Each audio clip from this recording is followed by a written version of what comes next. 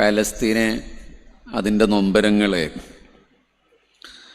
വാക്കുകളിലേക്ക് ആവാഹിച്ചെടുത്ത ഒരു കുറിപ്പ് വായിച്ചുകൊണ്ട് സമാരംഭം കുറിക്കുകയാണ്. അത് പാലസ്തീനിലെ ഏതെങ്കിലും കവികൾ എഴുതിയതല്ല, മലയാളത്തിലെ ഒരാൾ എഴുതിയതാണ്. കഴുകന്മാർ വട്ടമിട്ട് പറക്കുന്നുണ്ട് നിന്റെ ആകാശത്ത് പലസ്തീൻ, നിന്റെ തീപ്പാടങ്ങളിൽ പിടഞ്ഞു വീഴുന്ന തരുണബാല്യങ്ങൾ നിന്റെ ഹൃദയത്തിൽ മൃദുവായി ഉറങ്ങിയിരുന്നു. കരുണ പറ്റിയ കണ്ണുകളിൽ കരിന്തിരി പുകയുന്നതും കണ്ട് കണ്ണടച്ചിരിക്കാതെ കരൾ പറിച്ചു കൊടുക്കുന്നുണ്ട് പലസ്തീൻ. നീ ഇസ്രയേൽ സൈന്യം നിന്റെ നെഞ്ചിൽ തീയുണ്ട തുളയ്ക്കുമ്പോൾ നിന്റെ കണ്ണുകളിൽ ഞാൻ മാലാഖയുടെ നിലാവുദിക്കുന്നത് കാണുന്നു പലസ്തീൻ. ആരെ എന്തു കണ്ടിട്ടാണ് ഖുദ്സിന്റെ ഈ തിളക്കം? പറുദീസയുടെ സ്വർഗമേടകളിൽ നിറഞ്ഞു നിൽക്കുന്ന പലസ്തീനിലെ കുഞ്ഞുമക്കളുടെ ചിത്രം കണ്ടിട്ടാണോ? മാലാഖമാർ നിന്റെ പൈതങ്ങളുടെ റൂഹുകൾ ഇല്ലിയീനിലേക്ക് വെളുത്ത കഫംപുടകൾ പുതച്ചു കൊണ്ടുപോകുമ്പോൾ കസ്തൂരിക്കാറ്റ് സപ്താകാശങ്ങളിൽ പരിമളം പരത്തുന്നത് നിനക്ക് ശക്തി പകരുന്നില്ലേ പലസ്തീൻ?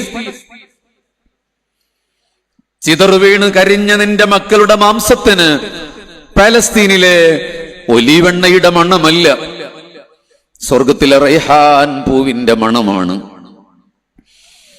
കരളൊരുകും വേദനയുടെ കണ്ണീർ പാടനത്തിന് ഉയിര് നൽകിയ പലസ്തീനിലെ യൗവനങ്ങളെ തോൽപ്പിച്ചു കളഞ്ഞല്ലോ നിങ്ങൾ. ഇസ്രയേൽ പട്ടാളത്തെ മാത്രമല്ല, ഞങ്ങളെയും. പടിഞ്ഞാറിന്റെ അന്തപുരങ്ങളിൽ ഉരുവം കൊള്ളുന്ന വലക്കണ്ണികളിൽ മതിമയങ്ങി ചിറകൊടിഞ്ഞു വീഴുന്ന പാൾ ജന്മങ്ങളാണ് ഞങ്ങൾ ദീൻ തെരുവിൽ വിലക്ക് വെച്ച് പരിഹസിക്കുമ്പോൾ നിങ്ങൾ ഷഹാദത്ത് കൊണ്ട് പരലോകം വിലക്ക് വാങ്ങുകയാണ്. നിങ്ങൾ പറുദീസ തേടി പറക്കുന്ന മുമ്പേ പറക്കുന്ന പക്ഷികളാവുകയാണ്. പലസ്തീൻ, പ്രാർത്ഥനകൾ മാത്രമേ ഞങ്ങളുടെ കയ്യിലുള്ളൂ നിനക്ക് നൽകാൻ. ഷഹാദത്തിന്റെ സുറുമയണിഞ്ഞ ചെറുബാല്യങ്ങളെ നിങ്ങൾക്കത് ആവശ്യവുമില്ലല്ലോ. ഈ ഹതഭാഗ്യരുടെ പ്രാർത്ഥന, ഞങ്ങൾക്ക് പിറക്കാതെ പോയ പലസ്തീന്റെ മുത്തുമണികളെ നെഞ്ചകം വിങ്ങുന്നുണ്ട് നിങ്ങളുടെ നിണമണിഞ്ഞ ഈ ഷഹാദത്തോർത്തല്ല. നാളെ തമ്പുരാന്റെ കോടതിയിൽ ഞങ്ങളോട് അല്ലാഹു ചോദിക്കും, നീ എന്ത് ചെയ്തു എന്ന്. അന്ന് എന്തുത്തരമാണ് ഞങ്ങൾ പറയുക? ആ നിസ്സഹായത ഓർത്താണ് ഞങ്ങൾ കരയേണ്ടത്. പിടഞ്ഞു വീഴുന്ന ഖുദ്സിന്റെ മക്കളെ കണ്ടുമുട്ടണം നാളെ. അവിടെ സ്വർഗ പറുദീസയുടെ ഹരിത ചാമരങ്ങളിൽ പാട്ടുപാടുന്ന നിങ്ങൾ ശുഹദാക്കളെ. കരയരുത് ഖുദ്സ്. ഹിത്തീനിന്റെ ചോരമണലിൽ നിങ്ങളുടേത് ആദ്യത്തെ ഷഹാദത്തല്ല, നിങ്ങളൊരു തുടർച്ചയാണ്, ചരിത്രത്തിന്റെ തുടർച്ചയാണ് നിങ്ങൾ. ഒലിവ് മരങ്ങളുടെ തണലിൽ നിറമുള്ള സ്വപ്നങ്ങൾ കണ്ടു വളരേണ്ട നിങ്ങൾ തെരഞ്ഞെടുത്തത് അബാബീലിന്റെ തീക്കല്ലുകളാണ്. ചോരവാർന്ന് വാവിട്ട് പിടയുന്ന എത്ര ധീര യൗവനങ്ങളെയാണ് പലസ്തീൻ നീ വാത്സല്യത്തോടെ ചേർത്തു പിടിച്ചുമ്മ വെക്കുന്നത്. ഇസ്രയേലിന്റെ കിരാത ഭീകരതയിൽ വീണു പിടയുന്ന മുത്തുമണികളെ പോകുക. സകല അക്രമകാരികളെയും തോൽപ്പിച്ച അഹങ്കാരത്തോടെ തന്നെ നിങ്ങളുടെ മുന്നിൽ സബാനിയാക്കളെന്ന മലക്കുകൾ പോലും നാണം കൊണ്ട് ചിരിച്ചു നിൽക്കും.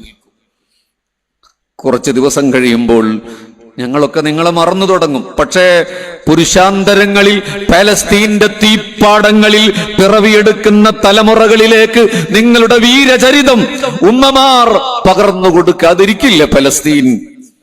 രക്തം പുരണ്ട കഫംപുടയുമായി പറന്നകലുന്ന ശോണിമവർണം ചാർത്തിയ പലസ്തീനിലെ തീപക്ഷികളെ സലാം. ഖുദ്സിന്റെ ആകാശമേലാപ്പിൽ തീയുണ്ടകളുമായി അബാബീൽ പക്ഷികൾ പറന്നെത്താതിരിക്കില്ല. ഇസ്രയേൽ, നീ എഴുതി വെച്ചോ, ചരിത്രത്തിന്റെ ചാരങ്ങളിൽ നിന്നും പ്രതിസന്ധികളുടെ തീമലകൾ താണ്ടി തിരുമധുരം തേടി പറന്നുവരും അബറഹത്തിന്റെ ആനപ്പടയെ തകർത്ത അബാബീലുകൾ പാലസ്തീന്റെ ആകാശത്ത് സലാഹുദ്ദീൻ അയ്യൂബുമാരുടെ ചിറകും വെച്ച് ശത്രു സർപ്പങ്ങളുടെ പത്തി തകർത്ത് ഹിത്തീനിന്റെ മണ്ണിൽ കത്തിജ്വലിച്ച സുൽത്താൻ സലാഹുദ്ദീൻ അയ്യൂബിയുടെ ഓർമ്മകൾ നിങ്ങൾക്കുണ്ടാകണം. അല്ലാഹുവേ, നിന്റെ ദൂതന്മാരുടെ കാൽപ്പാടുകൾ പതിഞ്ഞ് മിഅ്റാജിൽ ജിബ്രീലിന്റെ ചിറകടിയിൽ കോരിത്തരിച്ച ധീരപോരാളികളുടെ പലസ്തീനിനെ നീക്കാക്കണമേ. SKSSF എന്ന് പറയുന്ന കേരളത്തിന്റെ ആത്മപ്രസ്ഥാനത്തിന്റെ ഈ പ്രാർത്ഥനാ സംഗമത്തിൽ ഈ വരികൾ പാലസ്തീന് വേണ്ടി ഹൃദയപൂർവ്വം സമർപ്പിക്കുകയാണ്. ഹബീബിങ്ങളെ, നമുക്കെല്ലാം ചരിത്രത്തിന്റെ ചില വസ്തുതകൾ കൃത്യമായി അറിയാം. പലസ്തീന്റെ പ്രശ്നത്തെ നമ്മൾ വൈകാരികമായിട്ടല്ല സമീപിക്കേണ്ടത്. അതിന് ചരിത്രപരമായി തന്നെ നിരീക്ഷിക്കേണ്ടതുണ്ട്. എന്താണ് പലസ്തീനിന്റെ ഒരു ചരിത്രവും അതിന്റെ വർത്തമാനവും ശരിക്കെന്താണ്? മെഡിറ്ററേനിയൻ കടലിന്റെയും ജോർദാൻ നദിയുടെയും ഒക്കെ ഇടയിൽ കിടക്കുന്ന നീണ്ട നൂറ്റാണ്ടുകളുടെ ചരിത്രമുള്ള ഒരു പ്രദേശമാണ് പാലസ്തീൻ.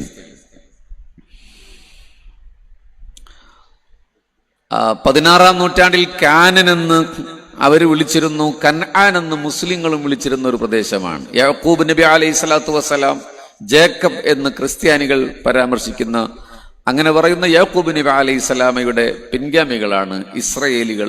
ശരിക്കും അറബ് വംശം ഇസ്മായിൽ നബി അലൈഹി സ്വലാത്തു വസ്സലാമിലൂടെ ഹബീബായ റസൂലുള്ളാഹി സ്വല്ലല്ലാഹു അലൈഹി വസല്ലമയുടെ കാലഘട്ടത്തിലൂടെ പുരോഗമിക്കുമ്പോൾ യാക്കൂബിന്റെ പുത്രന്മാരിലൂടെയാണ് ഇസ്രയേൽ വംശം കടന്നു വരുന്നത്. അങ്ങനെ ചരിത്രത്തിന്റെ ഒരു വലിയ നീളം പാലസ്തീന് പറയാനുണ്ട്. പുണ്യനബി സല്ലല്ലാഹു അലൈഹി വസല്ലമയുടെ പിതാമഹൻ അബ്ദുൽ മനാഫ് മരണപ്പെട്ടത് ഗസയിൽ വെച്ചാണ്. 7-ാം നൂറ്റാണ്ടിൽ ഇസ്ലാമിക സൈന്യം പാലസ്തീനിലെത്തിയപ്പോൾ ഗസ്സത്തു ഹാഷിം എന്നാണ്, അതായത് ബനു ഹാഷിമിന്റെ ഗസ്സ എന്നാണ് ആ സ്ഥലത്തിന് നാമധേയം നൽകിയത്. പിന്നീട് 19-ാം നൂറ്റാണ്ടിൽ ഉസ്മാനിയ സൽത്തനത്ത്, ഒട്ടോമൻ എംപയർ ഗസ പട്ടണത്തിൽ പ്രവേശിച്ചപ്പോൾ ജാമിഉ ഹാഷിം എന്ന് പറയുന്ന ഒരു പള്ളി ഗസയിൽ നിർമ്മിച്ചിട്ടുണ്ട്. അങ്ങനെ ഇസ്ലാമികമായ ഒരു ചരിത്രത്തിന്റെ ഈടുറ്റ പാരമ്പര്യം, അല്ലെങ്കിൽ ഒരു അറബി പാരമ്പര്യം പലസ്തീനിനുണ്ട് എന്ന് ആദ്യം മനസ്സിലാക്കുക. സോഷ്യൽ മീഡിയകളിൽ ഫേസ്ബുക്കിലൊക്കെ തള്ളുന്ന കുറെ ആളുകളുണ്ട്. മുസ്ലിങ്ങൾ ജൂതന്മാരോട് എതിരാണ്, ആദർശപരമായി എല്ലാ കാലത്തും എതിരാകേണ്ടവരാണ്. പക്ഷെ പ്രായോഗിക തലത്തിൽ മുസ്ലിങ്ങൾ ജൂതന്മാരോട് അങ്ങനെ എതിരായിട്ടാണോ പ്രവർത്തിച്ചിട്ടുള്ളതെന്ന് അതിന്റെ ചരിത്രം, ഫേസ്ബുക്കിലെ ഇത്തരം യുദ്ധങ്ങളോ അവിടെ സംഘർഷം ഉണ്ടാക്കുമ്പോൾ പ്രത്യേകിച്ച് യുക്തിവാദികളുടെ ഭാഗത്തു നിന്നൊക്കെ നിരന്തരം ഈ ആക്ഷേപം വരുന്നുണ്ട്. നമ്മുടെ ചില ആളുകളുടെ ഫേസ്ബുക്ക് പോസ്റ്റിൽ പോലും ആ അർത്ഥത്തിലുള്ള പ്രതിലോമകരമായ പ്രതികരണങ്ങൾ ഉണ്ടാകുന്നുണ്ട്. അങ്ങനെയല്ല ചരിത്രത്തിന്റെ സത്യം.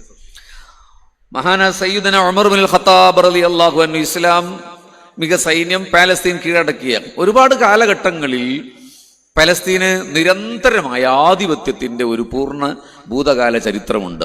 നെപ്പോളിയൻ ബോണപ്പാർട്ട് ഭരിച്ചിട്ടുണ്ട്, ഒട്ടോമൻ സൽത്തനത്ത് ഭരിച്ചിട്ടുണ്ട്, ഫാത്തിമികൾ ഭരിച്ചിട്ടുണ്ട്, ബ്രിട്ടന്റെ കാലഘട്ടത്തിൽ ഭരണ സാന്നിധ്യം ഉണ്ടായിട്ടുണ്ട്. അങ്ങനെ വിവിധ കാലഘട്ടങ്ങളിൽ, അതിലേക്ക് സമയം കിട്ടുകയാണെങ്കിൽ വരിക, അസീറിയക്കാർ ഭരിച്ചിട്ടുണ്ട്, ബാബിലോണിയക്കാർ ഭരിച്ചിട്ടുണ്ട്, പേർഷ്യയിലെ സൈറസ് രാജാവ് ഭരിച്ചിട്ടുണ്ട്, BC 332 അലക്സാണ്ടർ ചക്രവർത്തി ഭരിച്ചിട്ടുണ്ട്. അങ്ങനെ ഓരോ കാലഘട്ടത്തിലും പലസ്തീൻ ജനത ആധിപത്യത്തിന് കീഴിലാണ് അവരുടെ ജീവിതത്തെ മുന്നോട്ട് നയിച്ചിട്ടുള്ളത്. ഉമറുൽ ഖത്താബ് റളിയല്ലാഹു അൻഹു വരുന്നൊരു വരവുണ്ട് പലസ്തീനിലേക്ക്, ജെറൂസലം കീഴടക്കിയ അവസ്ഥയിൽ. ഉമർ റളിയല്ലാഹു അൻഹു ഒരു സേവന കൂട്ടി മാത്രമാണ് ജെറൂസലമിലേക്ക് വരുന്നത്. മദീന ആസ്ഥാനമായ ഇസ്ലാമിക എംപയറിന്റെ, അങ്ങനെ ഒരു എംപയർ എന്ന് പറയാൻ പറ്റുമോന്ന് എനിക്കറിയില്ല, സാമ്രാജ്യം എന്നൊക്കെ ഇസ്ലാമിനോട് ചേർത്ത് വായിക്കാൻ കഴിയുന്ന ഒരു വാക്കല്ല, എന്നാലും മനസ്സിലാകാൻ വേണ്ടി പറയാം, ഒരു ഇസ്ലാമിക് എംപയറിന്റെ അധിപനായ 12,000 ചതുരശ്ര മൈൽ വിശാലമായി പരന്നു കിടക്കുന്ന ഒരു സ്പിരിച്വൽ രാജ്യത്തിന്റെ അധിപൻ കുതിരപ്പുറത്ത് വരികയാണ്. ഉമർ റളിയല്ലാഹു അൻഹു സേവകനോട് പറഞ്ഞു, ഊഴം വെച്ച് നമ്മൾ കുതിരപ്പുറത്തിരുന്നാൽ മതി, കുറച്ചു ദൂരം ഞാനിരുന്നാൽ കുറച്ചു ദൂരം നിങ്ങൾ ഇരുന്നാൽ മതി. അപ്പൊ ഞാൻ ഒട്ടകത്തിന്റെ കടിഞ്ഞാൻ പിടിച്ച് അങ്ങനെ വരാം. ജെറൂസലമിലേക്ക് എത്തുമ്പോൾ ഊഴമനുസരിച്ച് ഉമർ റളിയല്ലാഹു അൻഹു ആണ് കുതിരയുടെ കടിഞ്ഞാൻ പിടിക്കേണ്ടത്. സേവകൻ പറഞ്ഞു, ഖലീഫ, നിങ്ങൾ ജെറൂസലേമിലേക്ക് പ്രവേശിക്കാൻ പോവാണ്. അവിടെ വലിയ ബിഷപ്പുമാര്, അവിടെ ജൂതന്മാര് ഒക്കെ കാത്തിരിക്കുകയാണ്. അവിടെ ജൂതന്മാരുണ്ടായിരുന്നു. ജൂതന്മാരെ അവിടെ എങ്ങനെയാണ് ആധിപത്യം നേടിയെന്നുള്ളത് മറ്റൊരു കാര്യമായി ആധുനിക പലസ്തീൻ ചരിത്രവുമായി ചേർത്ത് വായിക്കേണ്ടതാണ്. അങ്ങനെ ഉമർ റളിയല്ലാഹു അൻഹു സമ്മതിച്ചില്ല. അദ്ദേഹം കുതിരയുടെ കടിഞ്ഞാൻ പിടിച്ചാണ് ജെറൂസലേം സിറ്റിയിലേക്ക്, ആ പ്രാചീന നഗരത്തിലേക്ക് പ്രവേശിക്കുന്നത്. ബിഷപ്പുമാരെല്ലാം ഉമർ റളിയല്ലാഹു അൻഹുവിനെ മൈൻഡ് ചെയ്യാതെ കുതിരപ്പുറത്തിരിക്കുന്ന ആളെ ആദരവോടെ നോക്കി നിൽക്കുന്ന ഒരു മുഹൂർത്തമുണ്ട്. അദ്ദേഹം ചാടിയിറങ്ങിയിട്ട് പറഞ്ഞു, ഞാനല്ല, ഈ നിൽക്കുന്നയാളാണ് ഖലീഫ. എവിടെയൊക്കെയോ പിഞ്ഞിപ്പോയ ഒരു വസ്ത്രം ധരിച്ച് മദീനയിൽ നിന്ന് പലസ്തീനിലേക്കുള്ള ഈ ദീർഘയാത്രയുടെ സകല ക്ഷീണവുമുള്ള ഖലീഫ ഉമർ ഇങ്ങനെ നിൽക്കുന്നത് കണ്ട് ബിഷപ്പുമാരുടെ മനസ്സ് പൊട്ടിപ്പോകുന്ന ചരിത്രത്തിലെ ചന്തചാരുതകളിൽ ഒരു രംഗമുണ്ട്. ഉമർ റളിയല്ലാഹു അൻഹു ജെറൂസലേമിൽ നടത്തിയ ഒരു പ്രസംഗത്തിൽ ആദ്യമായി പറയുന്നത്, ഇസ്ലാമിക ആധിപത്യത്തിന് കീഴിലുള്ള ഈ രാജ്യത്തെ ന്യൂനപക്ഷങ്ങൾ സുരക്ഷിതരായിരിക്കും. ആരാണ് ന്യൂനപക്ഷങ്ങൾ? ക്രിസ്ത്യാനികള്, ജ്യൂസ് ഒക്കെയാണ്, ജൂതന്മാരൊക്കെയാണ് അവിടെ ഉള്ള ആളുകൾ. അവർക്ക് ഉമർ റളിയല്ലാഹു അൻഹു അവരെ ആട്ടിപ്പായിച്ചിട്ടില്ല. ജൂതന്മാരെ ആട്ടിപ്പായിച്ച ചരിത്രം യൂറോപ്പിനാണ്. ഇവിടെ വാക്കോട് ഉസ്താദ് അതിലേക്ക് ഒരു കിളിവാതിൽ തുറന്ന് സംസാരിക്കുകയുണ്ടായി. ജർമ്മനിയിൽ നമ്മളെപ്പോഴും പറയുന്ന ഹിറ്റ്ലർ ഉണ്ടല്ലോ, ഹിറ്റ്ലർ മാത്രമൊന്നുമല്ല അതിന്റെ പ്രതി. ഹിറ്റ്ലറെ മാത്രമാണ് നമ്മളിങ്ങനെ ആക്ഷേപിക്കുന്നത്. ഹിറ്റ്ലർ മാത്രമാണ്, യൂറോപ്പ് മുഴുവനും ജൂതന്മാർക്കെതിരായിരുന്നു. കുരിശ് യുദ്ധ കാലഘട്ടത്തിൽ, ഇത് ഓൺലൈനിൽ പോകുന്നുണ്ടെങ്കിലും ഞാൻ പറയാം, ക്രിസ്ത്യാനികളായ യൂറോപ്യന്മാര് ജൂതന്മാരോട് ആദർശപരമായും സാമൂഹികപരമായും വിയോജിപ്പുള്ള എന്ന് മാത്രമല്ല വെറുപ്പുള്ള എന്നും മാത്രമല്ല കുരിശ് യുദ്ധങ്ങളിൽ 10,000-കണക്കിന് ജൂതന്മാരെ കൊന്നു കുലവിളിച്ച ചരിത്രം ക്രൈസ്തവ യൂറോപ്പിനുണ്ട്. കേരളത്തിലെ നല്ല ക്രിസ്ത്യാനികളെ കുറിച്ചല്ല ഞാൻ പറയുന്നത്. ഇതങ്ങനെ പറയേണ്ടി വന്നത് പറയിപ്പിച്ചത് കൊണ്ടാണ്. ഇസ്രയേലിൽ കഴിഞ്ഞ മാസങ്ങളിലൊക്കെ സംഘർഷമുണ്ടായപ്പോ കേരളത്തിലെ ഫേസ്ബുക്കിലുള്ള തള്ളുന്ന ചില കാസക്കാർ എന്താണ് എഴുതിവിട്ടത്? ആരുടെ പക്ഷത്താണ് അവർ നിന്നത്? സംഘപരിവാറുകാർ ആരുടെ പക്ഷത്താണ് നിന്നത്? ഇന്ത്യയുടെ പ്രാക്തനമായ ചരിത്രത്തിൽ പണ്ഡിറ്റ് ജവഹർലാൽ നെഹ്റുവിന്റെ കാലഘട്ടത്തിൽ, ഇന്ദിരാഗാന്ധിയുടെ കാലഘട്ടത്തിൽ, രാജീവ് ഗാന്ധിയുടെ കാലഘട്ടത്തിൽ ഒക്കെ ഇന്ത്യ സ്വീകരിച്ച ഒരു നയം എന്തായിരുന്നു എന്ന് പോലും മനസ്സിലാക്കാതെ കാസക്കാരും സംഘപരിവാറുകാരും അങ്ങനെ സംസാരിക്കുമ്പോൾ നമ്മുടെ കൂട്ടത്തിലെ അതിവൈകാരികതയുടെ ആളുകൾ മുഴുവൻ കുറ്റവും അവർക്കെതിരെയൊക്കെ ചാർത്തിവെക്കുമ്പോൾ ചരിത്രത്തിന്റെ നിലാവെളിച്ചം എങ്ങനെയാണെന്ന് മനസ്സിലാക്കേണ്ടതുണ്ട്. ക്രൈസ്തവ യൂറോപ്പൊക്കെ അവരെ തള്ളിക്കളഞ്ഞിട്ടുണ്ട്. ലക്ഷക്കണക്കിന് ജൂതന്മാരെ ആട്ടിപ്പായിച്ചിട്ടുണ്ട്. നിസ്സഹായരായി ഈ അമ്പറ്റകളെ പോലെ ഓടിയലഞ്ഞൊരു ചരിത്രം ജൂതന്മാർക്കുണ്ട്. അവർക്ക് സംരക്ഷണം നൽകിയത് മുസ്ലിങ്ങളാണ്. ആദർശപരമായി ഖുർആൻ പരാമർശിക്കപ്പെട്ട ഒരു വിഭാഗത്തോട്, അവരുടെ ആദർശത്തോട് ഒരു തരത്തിലുള്ള ബന്ധമില്ലാതിരിക്കെ അവർക്ക് ജീവിക്കാനുള്ള ഇസ്ലാമിക രാഷ്ട്രത്തിന്റെ കീഴിലുള്ള ന്യൂനപക്ഷം എന്ന നിലയ്ക്ക് അവർക്ക് സുരക്ഷയൊരുക്കി സയ്യിദുനാ ഉമർ ഇബ്നുൽ ഖത്താബ് റളിയല്ലാഹു അൻഹു. എന്ന് മാത്രമല്ല, നിങ്ങൾ കേട്ടാൽ ഞെട്ടുമെന്ന് എനിക്കറിയില്ല, സലാഹുദ്ദീൻ അയ്യൂബിയുടെ കാലഘട്ടത്തിൽ ജൂതനായ ഒരു ഗവർണർ പോലും പാലസ്തീനിൽ ഉണ്ടായിരുന്നു. അഡ്മിനിസ്ട്രേഷൻ ജൂതനായിരുന്നു. എന്തുകൊണ്ടാണ് അങ്ങനെ? ഇപ്പൊ ഒരു ആരോ സയ്യിദുൽ ഉലമയെ സന്ദർശിക്കാൻ വന്നതുപോലും വിവാദമാക്കിക്കൊണ്ടിരിക്കുന്നുണ്ട് ഫേസ്ബുക്കിലല്ലേ. രാജ്യം ഭരിക്കുന്ന ഒരു പ്രസ്ഥാനത്തിന്റെ പ്രതിനിധികൾ കാണാൻ വന്നപ്പോൾ ഒരു ഫോട്ടോയിൽ പെട്ടുപോയതുപോലും വിമർശിക്കുമ്പോൾ നമ്മൾ ആ ചരിത്രത്തെ വീണ്ടും പുനർവായനയ്ക്ക് വിധേയപ്പെടുത്തേണ്ടതുണ്ട്. ഗവർണറായി നിയമിച്ചിട്ടുണ്ട് എന്ന് വെച്ച് അവരോട് സമരസപ്പെടണമെന്നല്ല ഞാൻ പറഞ്ഞത്. പ്രായോഗികമായ ഇസ്ലാമിക സമൂഹത്തിന്റെ സുരക്ഷ, ഒരു രാഷ്ട്രത്തിന്റെ സുരക്ഷ, ഇസ്ലാം അത് വളരെ പ്രധാനമായി കണ്ടതുകൊണ്ടാണ്. സലാഹുദ്ദീൻ അയ്യൂബി എന്ന് പറഞ്ഞാൽ ആരാണ്? ധീരനായ പോരാളിയാണ്. ശത്രു സർപ്പങ്ങളുടെ പത്തി തകർത്ത് ഹിത്തീനിന്റെ മണ്ണിൽ കത്തി ജ്വലിച്ച അതേ സലാഹുദ്ദീൻ അയ്യൂബി. അപ്പൊ മുസ്ലിങ്ങൾ ജൂതന്മാരോട് സാമൂഹിക ജീവിതത്തിൽ സുരക്ഷ പാലസ്തീനിൽ സമർപ്പിച്ച ആളുകളാണ് എന്നത് നിങ്ങൾ ചരിത്രപരമായി മനസ്സിലാക്കേണ്ടതുണ്ട്. ബിസി 6-ാം നൂറ്റാണ്ടില് പേർഷ്യയില് സൈറസ് രാജാവ് എന്ന് പറയുന്ന പേർഷ്യ ഭരിച്ചിരുന്നയാള് ഈ പാലസ്തീൻ പിടിച്ചടക്കി. ബിസി 332 അലക്സാണ്ടർ ചക്രവർത്തി ഗസ പിടിക്കുകയുണ്ടായി. അങ്ങനെ ഈ സൈറസ് രാജാവും അലക്സാണ്ടർ രാജാവും തമ്മിൽ നിരന്തരമായ യുദ്ധങ്ങൾ ഉണ്ടായി എന്ന് മാത്രമല്ല, പുതിയ കാലത്ത് ഹമാസിന്റെ ധീരപോരാളികളുടെ ഒരു പ്രതിരോധ മാർഗം നിങ്ങൾക്കറിയാം, തുരങ്കമാണ് എന്ന്. ആ തുരങ്കത്തിന്റെ പ്രാഗ് രൂപമുണ്ടാക്കിയത് സൈറസ് അലക്സാണ്ടർ ചക്രവർത്തിമാരുടെ കാലഘട്ടത്തിലാണ്. രണ്ടു കൂട്ടരും പലസ്തീനിൽ തുരങ്കങ്ങൾ ഉണ്ടാക്കി. ആ തുരങ്കങ്ങൾ ഭാഗികമായോ പുനർനിർമ്മിച്ചൊക്കെയാണ് ഹമാസ് എന്ന് പറയുന്ന ഇൻതിഫാദയുടെ മക്കൾ നിലം പരിശാക്കി കളയുന്ന പാട്രിയാറ്റ് മിസൈലുകൾക്ക് മുന്നിൽ സുരക്ഷിത കവചമൊരുക്കുന്നത്. എത്ര മാസമാണ് നീണ്ടുനിന്നത്? ഒരറബ് ലോകത്തിന്റെ പോലും സാമ്പത്തിക സൈനിക സഹായമില്ലാതെ, വാക്കുകളെ കൊണ്ടുള്ള സഹായമുണ്ട്, അത് നമ്മുടെ ഉണ്ടായിട്ടുണ്ടല്ലോ, അതല്ലാതെ ഒരു സഹായവും ഇല്ലാതെ പിടിച്ചു നിന്നില്ലേ പലസ്തീൻ ഇസ്രയേലിന്റെ മുന്നിൽ? ഇസ്രയേലിന് യൂറോപ്യൻ രാജ്യങ്ങളുടെ പിന്തുണയുണ്ട്, യാങ്കിയായ അമേരിക്കയുടെ പിന്തുണയുണ്ട്. എന്നിട്ട് പോലും എങ്ങനെയാണ് ഇൻതിഫാദയുടെ മക്കൾ പിടിച്ചു നിന്നത്?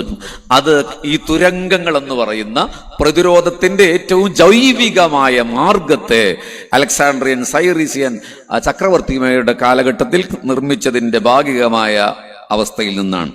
അലക്സാണ്ടറുടെ മരണശേഷം ഇസ്ലാമിക ക്രൈസ്തവ മതങ്ങൾക്ക് അവിടെ ആധിപത്യം ഉണ്ടായിട്ടുണ്ട് പലസ്തീനിൽ. മധ്യകാലഘട്ടത്തിന് ശേഷം 19-ാം നൂറ്റാണ്ടിന്റെ തുടക്കത്തിൽ മുസ്ലിം സൈന്യം അവിടെ വന്നിട്ടുണ്ട്. മംലൂക്ക് രാജവംശം ഭരിച്ചു. മംലൂക്ക് രാജവംശത്തിന്റെ കാലഘട്ടത്തിൽ പലസ്തീനിൽ ധാരാളം മസ്ജിദുകൾ ഉണ്ടായി, എഡ്യൂക്കേഷണൽ കോംപ്ലക്സുകൾ ഉണ്ടായി, നല്ല റോഡുകൾ നിർമ്മിച്ചു. 200 കൊല്ലക്കാലത്തോളം പലസ്തീന്റെ സമൃദ്ധമായ ഒരു കാലഘട്ടം മുസ്ലിം ഭരിച്ച മംലൂക്ക് കാലഘട്ടത്തിൽ ഉണ്ടായിട്ടുണ്ട്. പലസ്തീൻ ഈ ജെറുസലേം നദിയുടെ തീരത്തെ മനോഹരമായ ഒരു പ്രദേശമായിരുന്നു. ഒലീവ് മരങ്ങളുള്ള, സമൃദ്ധമായ വയലേലകളുള്ള, കൃഷിസ്ഥലങ്ങളുള്ള, സമൃദ്ധമായ ജലസേചന സാധ്യതകളുള്ള, ശാന്തവും സമാധാനപൂർണവുമായ ലോകത്തെ ഏറ്റവും മനോഹരമായ ഒരു പ്രദേശമായിരുന്നു പലസ്തീൻ. അത് രൂപപ്പെടുത്തിയത് മംലൂക്ക് എംപയറാണ്. മംലൂക്ക് മുസ്ലിം ഭരണാധികാരികളാണ് അങ്ങനെ രൂപപ്പെടുത്തിയിട്ടുള്ളത്. അതിനുശേഷം മംഗോളിയക്കാർ പലവട്ടം പലസ്തീനെ ആക്രമിച്ചിട്ടുണ്ട്. ഒരു ജനതയുടെ നീണ്ട നൂറ്റാണ്ടുകളുടെ പ്രതിരോധത്തെ നിങ്ങളൊന്ന് ആലോചിച്ച് നോക്ക്. ഇക്കഴിഞ്ഞ ഒരു കൊല്ലക്കാലത്തിനിടയിൽ ചില പരാമർശങ്ങൾ നമ്മുടെ നാട്ടിലുണ്ടായല്ലോ. എന്തിനാണ് ഹമാസുകാർ അവർക്കെതിരെ തിരിഞ്ഞത്? ശാന്തമായി നിൽക്കുകയായിരുന്നില്ലേ എന്ന്. അതൊരു തുടർച്ചയുടെ ഭാഗമാണ്. നമ്മൾ എവിടെയെങ്കിലും കയറി അറ്റാക്ക് ചെയ്തു എന്ന രീതിയിലാണ് നമ്മുടെ മുസ്ലിം സമൂഹത്തിലെ ബുദ്ധിജീവികൾ എന്ന് കരുതുന്ന ചില ആളുകൾ ഫേസ്ബുക്കിൽ പോസ്റ്റ് ഇട്ടത് ഞാൻ വായിച്ചു. ശാന്തമായ ഒരു സ്ഥലത്ത് എന്തിനാണ് ഇവർ ഇടപെട്ടതെന്ന്. സ്വന്തം വീട്ടിൽ ഇടിച്ചു കയറിയവരോട് കുറെ ക്ഷമിച്ചിട്ട് ഇനിങ്ങനെ മിണ്ടാതെ നിൽക്കണമെന്ന് പറയുന്ന ആ ബുദ്ധിജീവിസം നമുക്ക് അംഗീകരിക്കാൻ കഴിയില്ല. അതൊരു തുടർച്ചയാണ്. ഇനി 1 മാസം കഴിഞ്ഞ് ഇൻതിഫാദയുടെ മക്കൾ ചെയ്താൽ പോലും അതൊരു തുടർച്ചയാണ്. അപ്പോ നിരന്തരം ജീവിത കാലഘട്ടത്തിൽ പ്രതിരോധമായിരുന്നു അവരുടെ. അങ്ങനെ മംഗോളിയക്കാർ ആക്രമിച്ചു. 1900 അങ്ങനെ കാലഘട്ടം പോയി. 1937 ആയപ്പോഴ് ആധുനിക ചരിത്രത്തിലേക്ക് വരികയാണ്. ഗസ മുതൽ വലിയ വലിയ കച്ചവട കേന്ദ്രങ്ങൾ ഗസയിൽ ഉണർന്നു.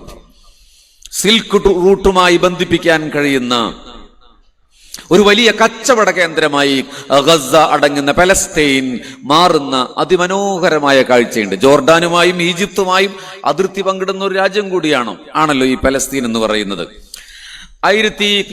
അതിന് മുമ്പ് വിട്ടുപോയെന്ന് 1517 ഒട്ടോമൻ സൽത്തനത്ത് വന്നിട്ടുണ്ട്. 1798 നെപ്പോളിയൻ വന്നിട്ടുണ്ട്. 1906 അഭിവന്ദരായ നമ്മുടെ നായകൻ SKSFന്റെ സംസ്ഥാന അധ്യക്ഷൻ സയ്യിദ് ഹമീദ് അലി ശിഹാബ് തങ്ങൾ വേദിയിലേക്ക് വരുന്നു.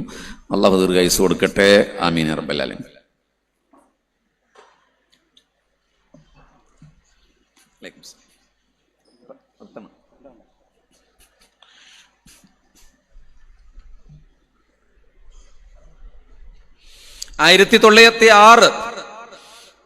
അപ്പോഴേക്കും ബ്രിട്ടന്റെ കീഴിൽ ഇന്ത്യയെ അധിനിവേശപ്പെടുത്തിയ എന്ന് മാത്രമല്ല, ലോകത്തെ 32ഓളം രാജ്യങ്ങളെ കോളനിവൽക്കരിച്ച ലോകത്തെ ഏറ്റവും ഫ്രോഡ് രാജ്യം എന്നറിയപ്പെടുന്ന ബ്രിട്ടന്റെ കീഴിൽ നമ്മുടെ പലസ്തീൻ വന്നിട്ടുണ്ട്. ബ്രിട്ടന്റെ കീഴിൽ വന്നിട്ടുണ്ട് 1906. അന്ന് ഈജിപ്തിനെയും ഒട്ടോമൻ സൽത്തനത്തിന് കീഴിലുള്ള ഗസയിലും അതിർത്തികൾ ഉണ്ടാക്കി. ഈജിപ്തിനെയും ഗസയെയും വേർതിരിക്കുന്ന ഒരു അതിർത്തി ബ്രിട്ടൻ ഉണ്ടാക്കി വെച്ചു. അങ്ങനെ ഒടുവില് 1917 നവംബർ 9 ആ തീയതി നിങ്ങൾ മനസ്സിൽ എഴുതി വെച്ചോളൂ. 1917 നവംബർ 9 ബ്രിട്ടൻ ഗസ കീഴടക്കുകയുണ്ടായി. ഗസയുടെ നേരത്തെ എണ്ണിപ്പറഞ്ഞ അധീശത്താധികാരികൾ, ആധിപത്യക്കാരൊന്നും ഗസയെ പരിപൂർണമായും നശിപ്പിച്ചു കളഞ്ഞിട്ടുണ്ടായിരുന്നില്ല. പക്ഷേ ബ്രിട്ടൻ 1917 നവംബർ 9 ഗസ അധീനപ്പെടുത്തിയതുകൂടി ദുരന്തത്തിലേക്കായിരുന്നു.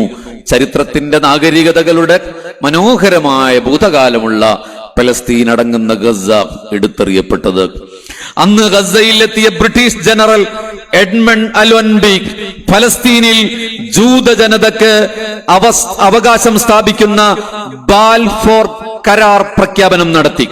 ചാനൽ ഡിബേറ്റ്സുകളിൽ നിങ്ങൾ എപ്പോഴും ചില ആളുകളൊക്കെ ബാൽഫോർ കരാർ പ്രഖ്യാപനം എന്ന് കേട്ടിട്ടുണ്ടാവും. 1917 നോക്കൂ, അതിനു മുമ്പ് ജൂതന്മാരെ അവിടെ പതുക്കെ പതുക്കെ വന്ന് താമസിച്ചിട്ടുണ്ടെന്ന് ഞാൻ പറഞ്ഞു. ഉമറുൽ ഖത്താബ് റളിയല്ലാഹുവിന്റെ കാലഘട്ടത്തിൽ പോലും അത്ര വലിയ സ്നേഹ സഹാനുഭൂതി ഇസ്ലാമിക സമൂഹം കാണിച്ചു കൊടുത്തു. പക്ഷേ 1917 ബ്രിട്ടന്റെ ജനറലാണ് വന്നു പറഞ്ഞത്, ബാൽഫർ പ്രഖ്യാപനം നടത്തി. ഔദ്യോഗികമായി പലസ്തീന്റെ മണ്ണിൽ ജൂത ജനതയ്ക്ക് അവകാശമുണ്ട് എന്ന് പ്രഖ്യാപിച്ചു. അതിന് മതപരമായ ഒരു കാര്യം കൂടി ഉണ്ട് കേട്ടോ. ജൂതന്മാരുടെയും ഇസ്ലാമിക സമൂഹത്തിന്റെയും ഇസ്രയേലി സമൂഹത്തിന്റെയും അല്ലെങ്കിൽ ക്രിസ്ത്യൻ സമൂഹത്തിന്റെയും ഒക്കെ മതപരമായ ചില സിംബൽസ് ഈ പലസ്തീനിലുണ്ട്. നമ്മൾ ചില വസ്തുതകൾ മറച്ചു വെക്കരുത്.